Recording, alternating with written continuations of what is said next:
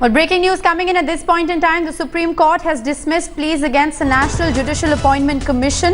The Apex Court has dismissed the pleas, saying that they are premature. The Supreme Court observed that the petitioners can come back at a later stage, arguing for the centre. The Attorney General said that the petitions are asking the Apex Court to decide academic issues that may or may not come up. My colleague Jaskirat Singh Bawa is joining me live from the Supreme Court for more on this story.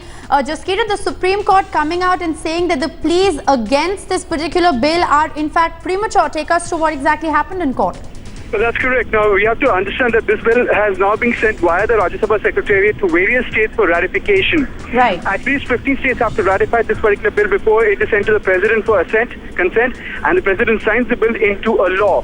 Now, the entire process could take up to months because the state elections are also around the corner. Right. The Supreme Court feels that until and unless this becomes a law, it may not be wise to actually look into it. Although Pali Nariman, appearing for one of the petitioners, which is Supreme Court Advocate on Record Association, said that there is substantial ground and precedence for the Supreme Court to even at this stage interfere in this matter. Right. Supreme Court was not convinced. They bought into the Attorney General's argument that this is in fact a premature stage and have dismissed these petitions, but leaving the door open for a future challenge open. If this does become a law, eventually the Supreme Court has implied, not in specific words, but has implied that it is more than welcome to accepting other challenges once it becomes a law.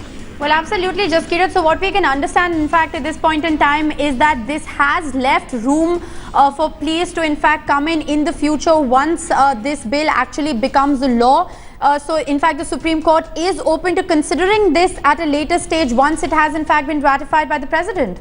That is correct. Just as an example, in very recent history, even the formation of Telangana was challenged. But the Supreme Court on various occasions, on at least a dozen occasions, had dismissed those petitions because the Telangana formation had not become a law itself.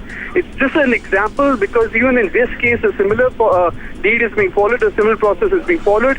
So perhaps it is being implied that once it does become a law, the petitioners will stand a better chance at convincing the Supreme Court to perhaps look into the validity of how the law was brought into place. Right. Jaskirat, stay on with us. We understand that there are a whole host of reactions that are in fact coming into this story at this point in time.